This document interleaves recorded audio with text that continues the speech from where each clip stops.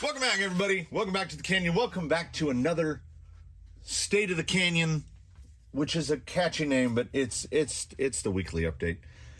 It is Friday, the 10th of February, 2023. This is the first installment, like RoboKitty in the previous one, because RoboKitty lives in a different garage. It's rig breakdown time. We're doing rig breakdowns, and from here forward, they're going in groups of 3, and we're going to work left to right in the bays that they live in. So today we're starting as close to the camera as possible. The bay is right up there. It's 2 feet from the camera.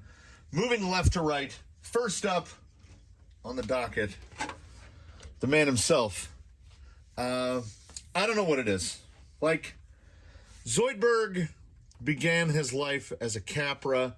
He got his name because he can do that thing where he four-wheel steers like that, and you can whoop, whoop, whoop, whoop, whoop, you can Dr. Zoidberg it. So he did indeed begin full-caged Capra, built from a kit, and today, much like the Colonel, I'm looking at it trying to think what survives from the Capra kit. Nothing. I don't think. Maybe the gears, the portal gears and the gears inside the diff housings. I think that's it. I think that's all that remains. So Zoidberg is a Capra in that he is fitted with Capra axles. He snapped his front axle in Sultan's Curse many moons ago. And that was during a time when there was apparently some sort of global shortage of Capra front axles. So this is some nameless Amazon cast aluminum pot metal abomination, and it just won't break. So, as I'd mentioned in another video, I've got an axle housing just sitting in a bin, but until that one breaks, I don't see any reason to take it off.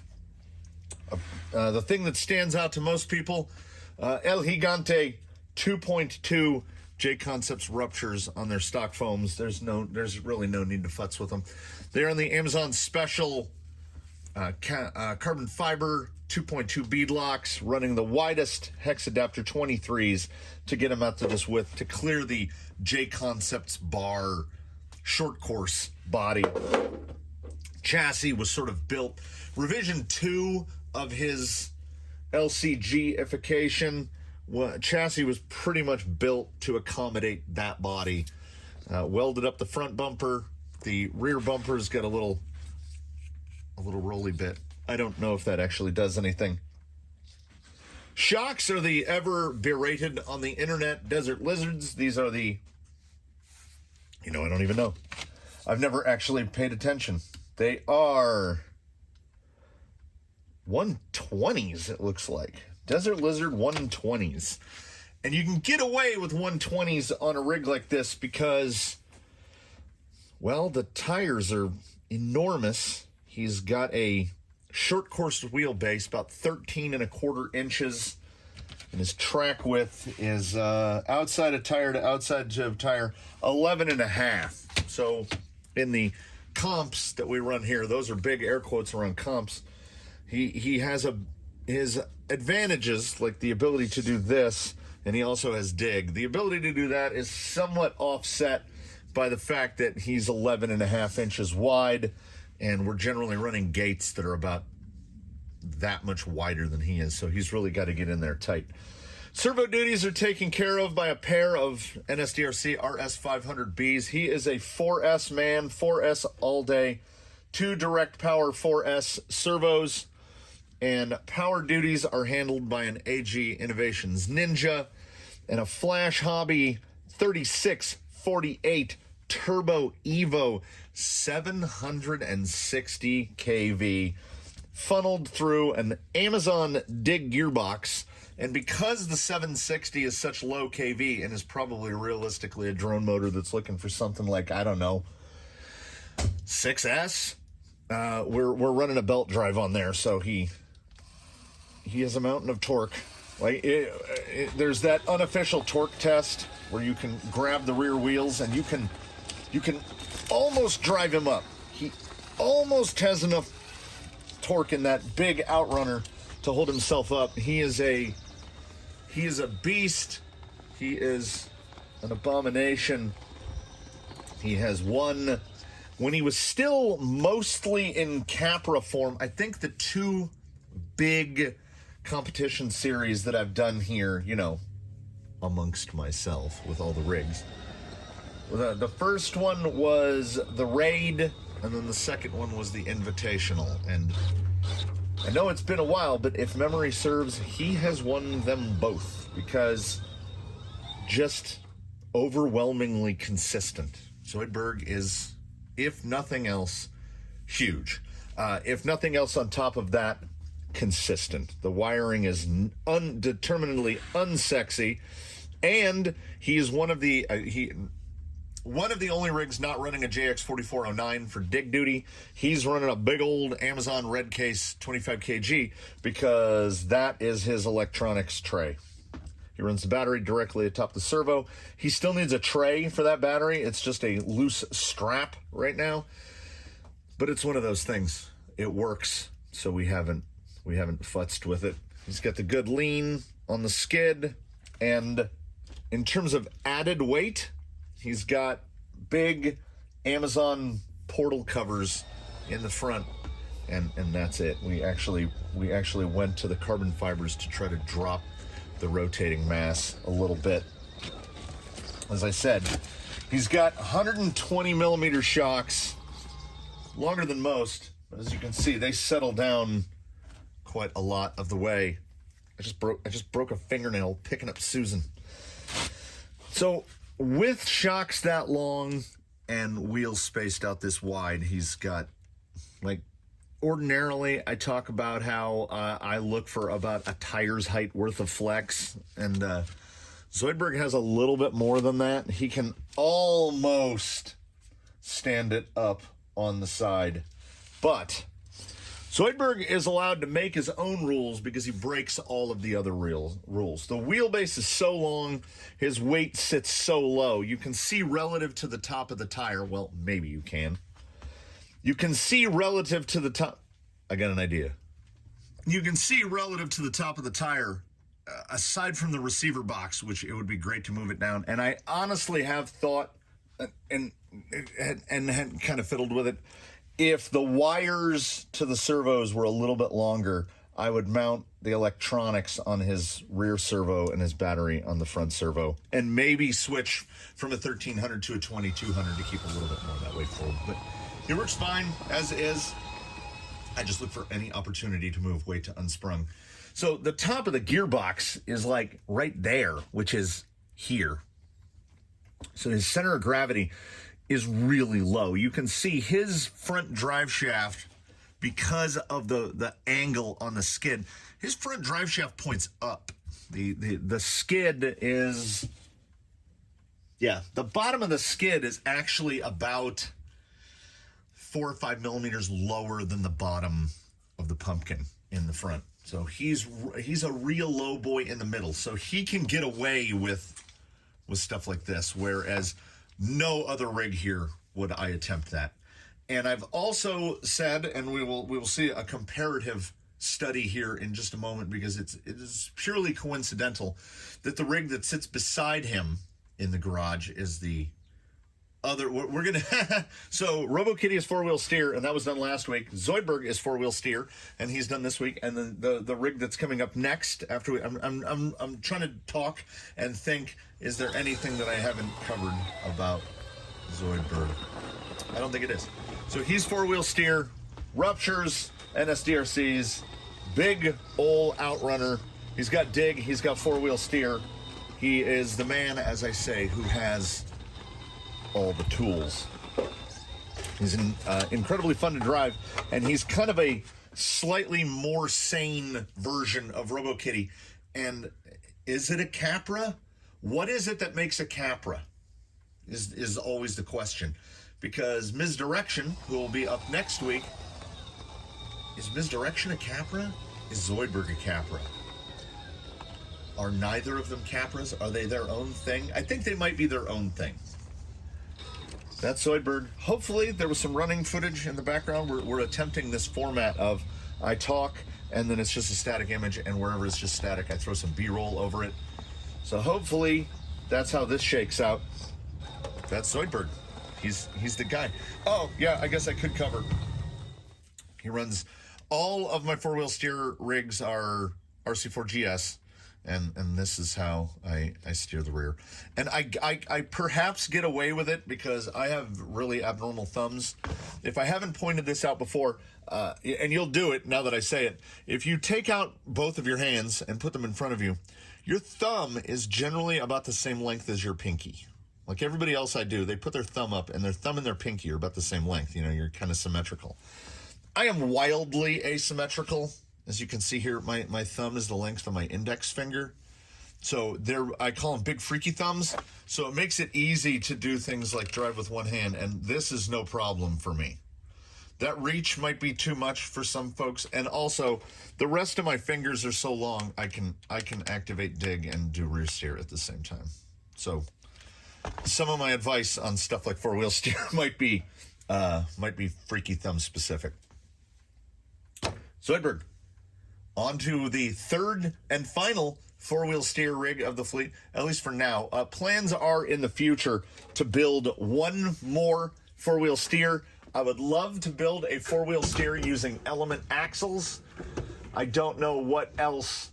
That's the end of the plan. Like, I don't know what I want to do for gearbox, body, none of it. I know I want to build a four-wheel steer based on element axles.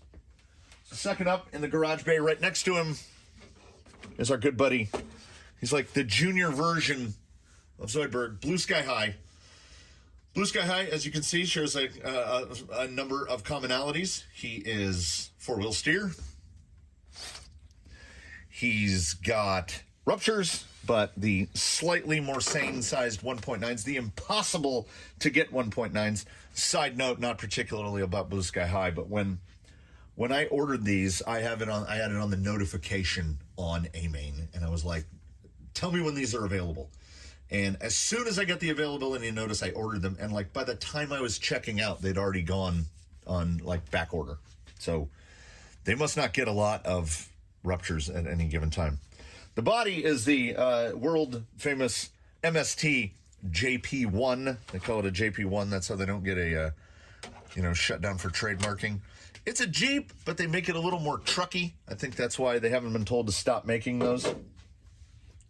His four-wheel steer, he's got an absolutely bananas LCG, which I could have easily taken a significant amount more material off. But when I was making it, and I took the aluminum slabs and put them down on the scale, they weighed about the same as the C channels. So, cutting out up here, I don't think I'm going to save more than a few grams. And to maintain his elemental nature, Blue Sky High is an MST CFXW, which is the CFX with portals. So it has a weird planetary gearbox, and it has weird planetary portal boxes. Most portal boxes, like what was in Zoidberg where we just saw, small gear on the top, big gear on the bottom, so that the drive shaft and the wheel are rotating opposite directions. That's not the case in an MST. If you see the drive shaft ring right there, the drive shaft and the wheel turn the same direction because they have an output gear and then two little mini planetary gears driving a big gear down on the bottom. He doesn't seem to torque twist any more than any other, and I think that's probably due to the fact that he has a divorced transfer case and that wild gearbox. Like the gearbox is way up here. It's a big old thing. There's the pinion gear down through there, so it puts the motor up real high, which is nice because then in the servo and axle it clears. So the beauty of the CFXW was that when it comes, it has two little, there's a guy that bolts to right there and just bolts to somewhere on the axle to make it not four-wheel steer. Oh, it went from that hole to right there. So the rear axle is already set up, universals and everything. It's set up for four-wheel steer, which is great. And servo and axle. I just had to add a little mount to mount the servo in the rear. He's running the shocks from a TRX4 high lift, complete with the TRX4 high lift springs. What color band? Looks like naturals in the front and whites in the rear. If memory serves, the whites are the softest rate for the TRX4 high lift. Ruptures are on the deep dish SSD clones. What else we got? Servos, a pair of AGFRC A73 Yabbity CHLW. Those are rated at 32 kilos. I've never had an issue with them. They are very... I mean, it's a really quiet servo. And perhaps unwisely, there's no external BEC. I'm running both of those servos off of the internal BEC in a legacy 1800 kV Hobbywing Fusion. And it's never really seemed to have a problem. 32 kgs are in servo on axle duty. I think they're plenty. Could I use more torque? Sure. But am I going to throw $120 in servos at this thing? No, he does great. Steering is not his issue. His issue comes from the fact that I believe this wheelbase, the 313 wheelbase, I think it's too short for tires this tall and four-wheel steer, because he can get real sideways real fast. He is blue sky high, and he's a little bit of a tippy boy. But as you see with the layout of the stuff, that's where the battery has to go. That's where the motor has to go. That's what the servos are. I don't really have choices as to moving electronics around or relocating stuff. He's also a strange egg. When I built the skid forward LCG, well, faux LCG, because you can see the gearbox is still up there. So it's got the forward mounted stuff, and I had to fit a new shaft. It basically flipped. So he's the opposite of the Colonel. The Colonel is gearbox skid forward. So the skid's way up here and it has a tiny little drive shaft in the front and a big one in the back. You see the amount, it's identical shafts. You see this amount of space, and then you see this amount of space. So when I built the chassis, I had to move all of the front links to the rear and all the rear links to the front. Then by using element bits, I managed to get behind the axle under the drive shaft steering. And aside from absolutely brutalizing the drag link, it really helps. It really does. Because this is the point ordinarily he'd get hung up. And now, because that's down there, a little wiggle of the servo, I can actually move myself off of whatever he's stuck on. So that was one of those just... It's a happy accident. My favorite, this is the favorite bumper that I've welded, aside from this little hole. I wish I had known how to weld better. But this bumper was precisely what I wanted. I got the bend. That's precisely right. This is why I love Stingers, because it makes it easier to pick your rig up and carry it around.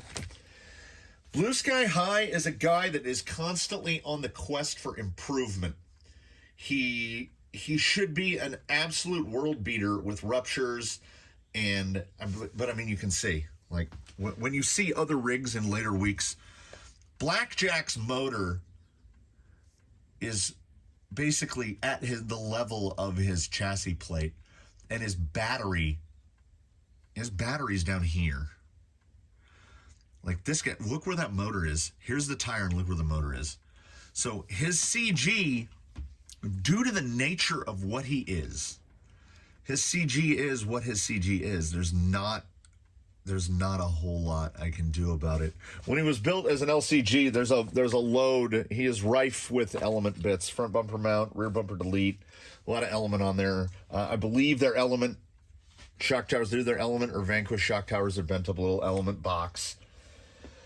Element tie rods, Traxxas shocks.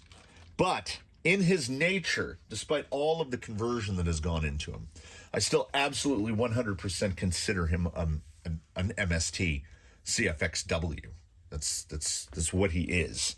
He's still running the transfer case, the axles, the drive shafts, the gearbox, axle housings, all the internal gears. his core, what would, in my mind, make a CFXW, that still remains. Replacing the chassis and the bumpers and the wheels and the tires and the shocks and stuff like that, that's just things that happen. And he's one of the very few in here that is running an actual link set. He's got Samix high clearance links, and some of the high clearance links, like the front link you can see here, had to be turned sideways so that the tire wouldn't shove into it, because he's got the CFXW axles have a decent amount of steering throw to them. I just think that the thing that holds him back the most isn't the fact that all of his stuff is so high up. It's the fact that his wheelbase is that short and he's four-wheel steer. It's really easy to upset this guy. I think with four-wheel steer, I actually get into more trouble with him than I get out of.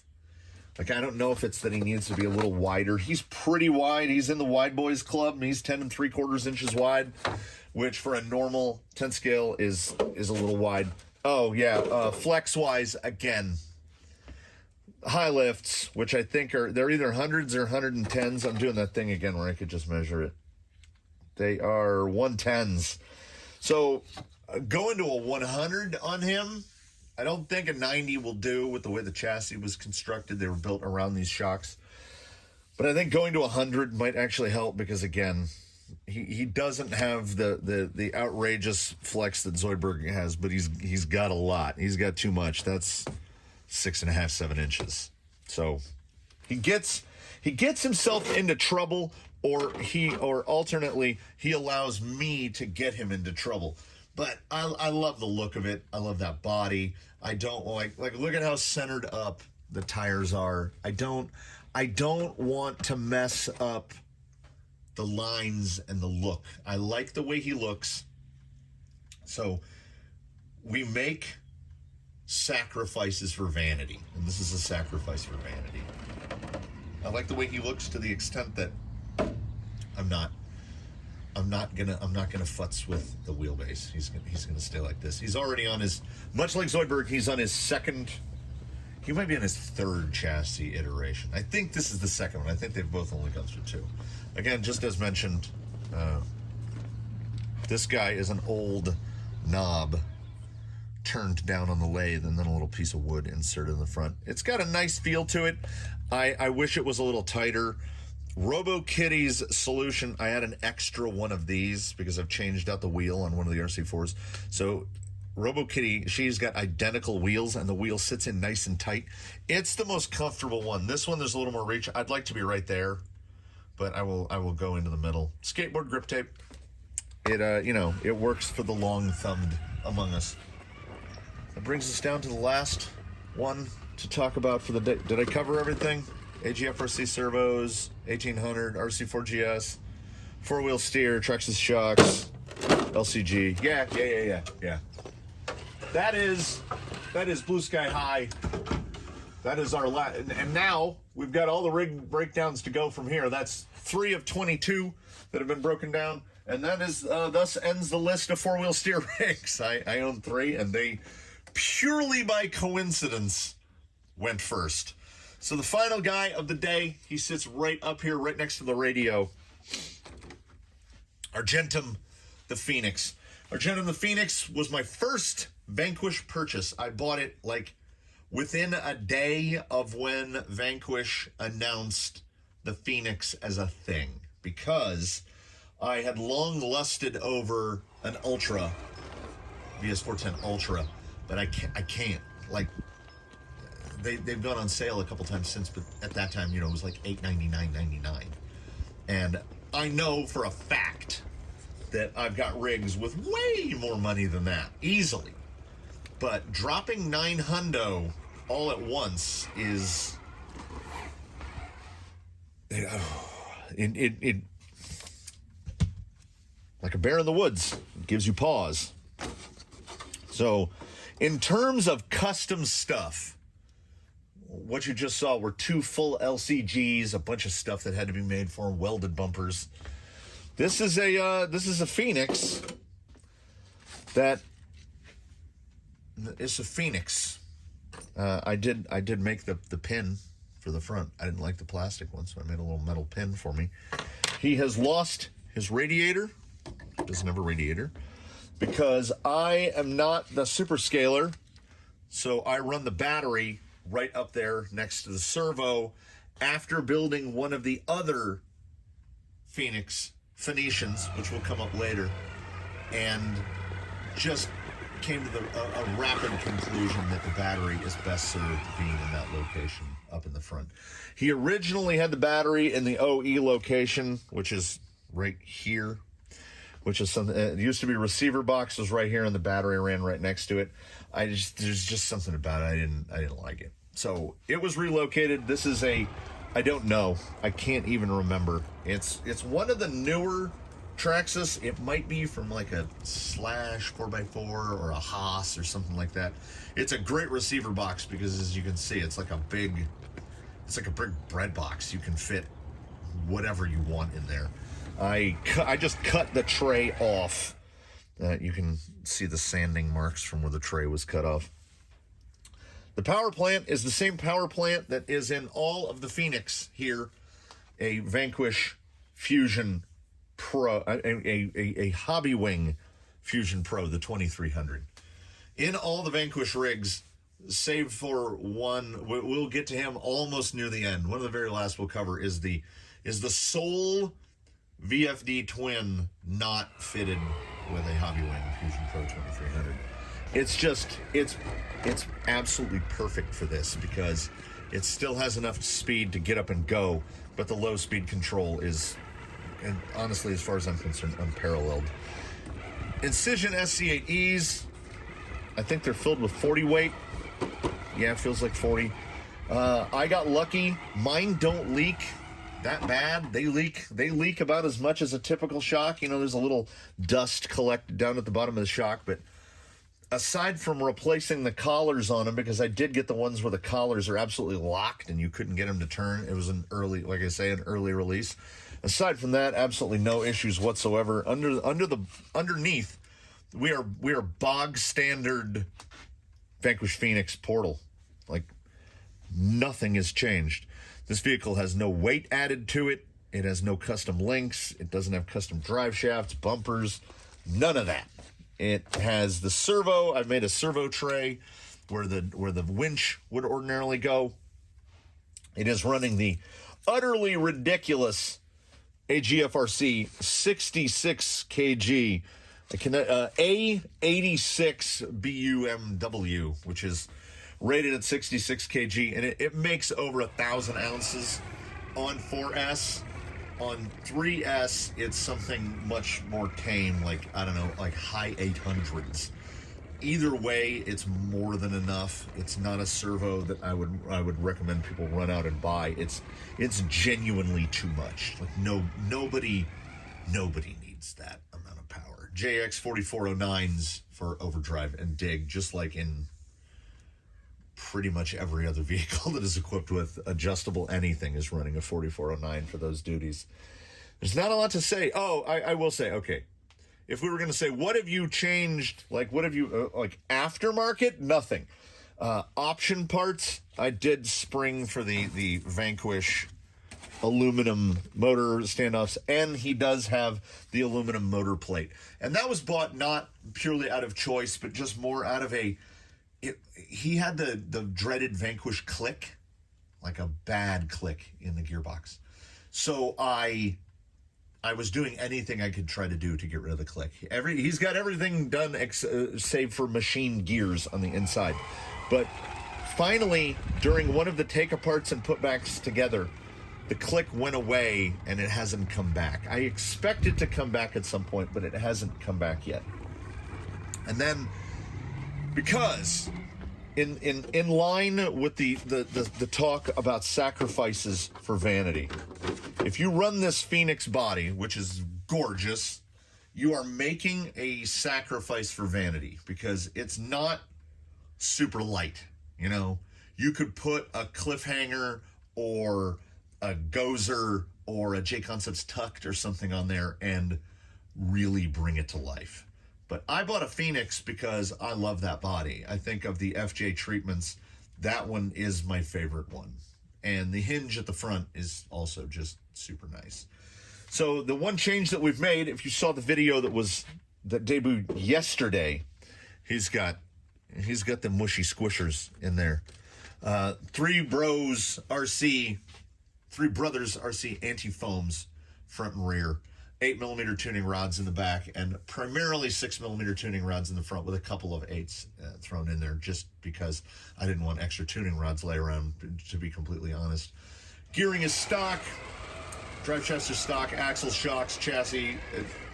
There's no modifications.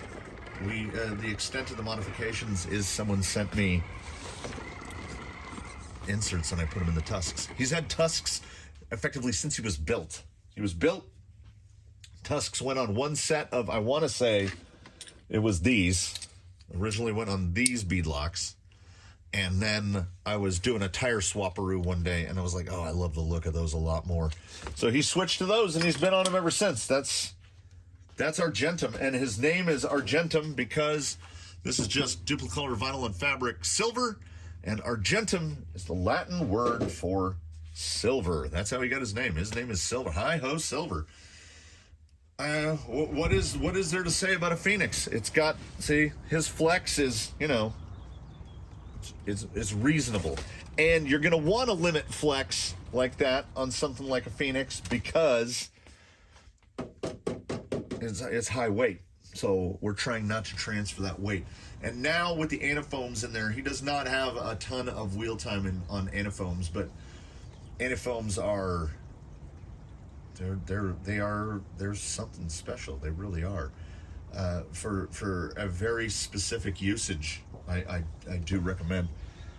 What did I say? Servo, 4409s, tusks, antifoams, everything else stock. Nice Trexis receiver box. He is the one of the only. He's the first guy up in the rig breakdowns running a good old FlySky GT5, and I know it can be done, and I know I need to do it. You got to get in there, and then you can hack the firmware and turn this into a momentary.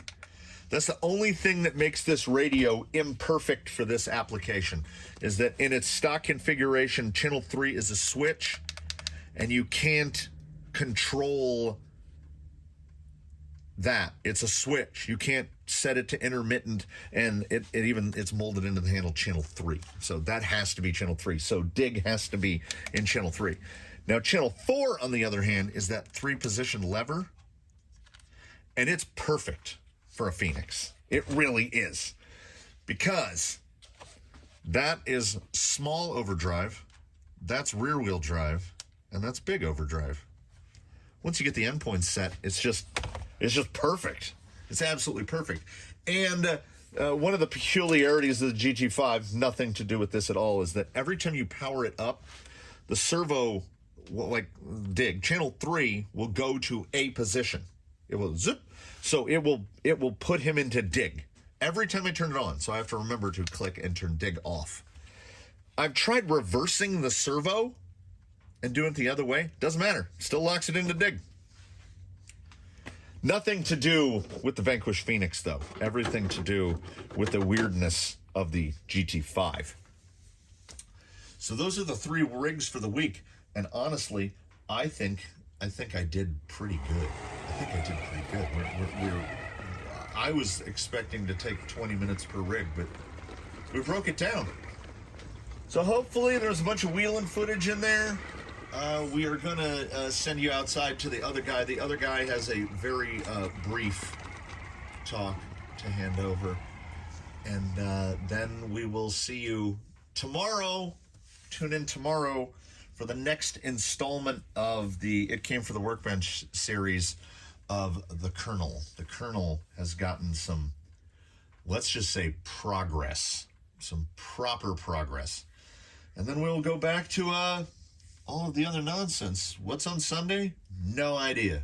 We'll figure something out. I try not to do back-to-back It Came from the Workbenches, but if it works out that way, it works out that way. I don't know what else I've got lined up on the docket. I mean, there's stuff I should be doing. I've been baking a set of ancient 2230 short course wheels off because someone did something awful to me, and we're gonna show you this in the parting part of this. We're gonna let the other guy do the talk out. We're gonna hand it off to that guy. But somebody did a terrible thing to me. They bought the wrong size, so it's in my house. So Hyrax U4s. So I'm baking off some old associated 17 mil short course wheels so that we can test those out on the laser nut. That will be coming up. And you know, yeah, I have to, right? I can't just leave them hanging there on a hook looming over me. So that's a goodbye. That's a farewell from In of Doors. I'm gonna hand you off to the other guy. He'll give you a little status of the outdoor portion, and then we will see you in the next one. So bye for me. Handing it off to the other guy. Thanks, guy. Other guy here to talk about the long and arduous day I spent doing mortar mix. It took me a while to actually remember how to do it. It had been a while since I'd mixed up that much. Slick Rock's got its own sign now. We went all the way across. Just notice the opening to the tunnel. This is all fully set in. It is extraordinarily high grip. You might have seen a cardboard box over here. That is indeed the long-awaited fiberglass mesh for when we're gonna attempt the other mortar stuff that we're gonna work on. Did a little bit more work here on Daphne's line. Again, really much improved the look of this. I'm really happy with how this came out. Got about 5-6 new lines in here and all the way across. So we've got a nice, consistent, even color there. We've got a lot more to work on. Oh yes, lest I forget. So we've got, spring is springing, so there's weeds everywhere. And this is, I'm attempting something even newer. This is basically, so what's over the top of Oblivion here is basically washout. Like I was rinsing out the mortar, just mixed probably, so like call it 3 to 7. 3 parts mortar mix to like 7 parts sand, and just basically dumped it over the top of this and spread it out with a broom. And honestly, I think, so this is one bucket. This was a test section right here. And honestly, I think this might be how I move forward in like Sultan's Curse, parts of Savage Lands, potentially the fence line section over here, which is next up on the docket now that Drybone Valley is effectively done. And we're here in this very springtimey situation. You'll note how green it is right here. So before the concrete went down, before we started working on this section over here, I should know better than to keep talking to this thing. I just talked to this thing for about 4 minutes, not realizing that it had crashed. I now need to just absolutely focus right up here, top of the screen, right above there. There's a little bar with a little timer. And when that disappears, I gotta pay attention to it because it just crashes. So we have a succulent explosion. All this little, see all this little speckle on the ground? This is all succulents because we had planted all these succulents along the fence line, and then the squirrels, they came and ate them all. But apparently, I guess the squirrels then just did what squirrels do. Can I zoom in on them? There's one. Jerk. They eat everything, including the plastic plants. So I can't bear to look at this chopped up mess anymore. So we are going to go all the way over the whole thing. It's going to get mortared. And possibly some of that top coat, like what we tried in Oblivion. And as it was 3 full bags of mortar. I bought 8. So I have 5 more bags. So by hook or by crook, or by mixing up plastic cement and sand and coloring it and trying to approximate it we're gonna do something, even if I have to think up some new hybrid concoction to cover over all this. We're gonna finish this end to end. That's the next project. Probably realistically gonna take about 3 weeks.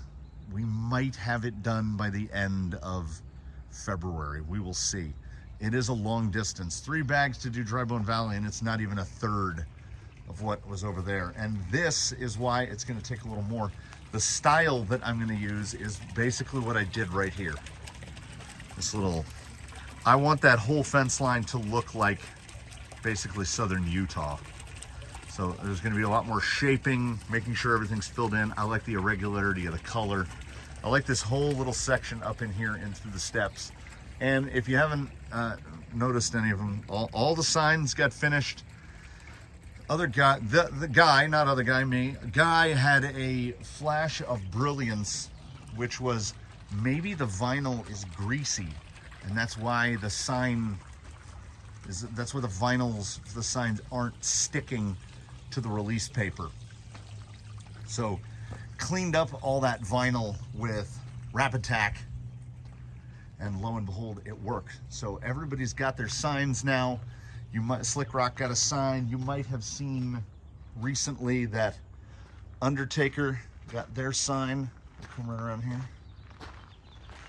So now the signs are in the pictures, and we're just gonna keep going. Hopefully, the fingers crossed hope here is that we're gonna get a load of material either today after this is done, or perhaps this weekend. It's a big mixed bag, broken concrete, busted up pavers, stuff like that. That will help, because what needs after the fence line mortar work is done, that section right there, that's where we're going to work, where you can see that incomplete right there up against that line. And it's going to come out a good ways. We're going to put another entire slot canyon in there to bring the total to 7. That has been the goal. That is the goal. But we're down to what's scrap is just a little bit of stuff on the ground and a bunch of sand. So thanks for tuning in for this weekly update, everybody. We're trying some new materials and techniques. I think that came out looking pretty good. I think it looks okay. It's got a nice uneven color to it. I like that. We hope to see you in the next one. We absolutely invite you to comment below, like, subscribe. Remember that we have channel memberships, etc. I'm not as good at the outros as the guy is. So here's the canyon, and we're trying to get it a little bigger every day. So stay happy, stay healthy. Tune in for the next one. We'll be here. You know where to find us.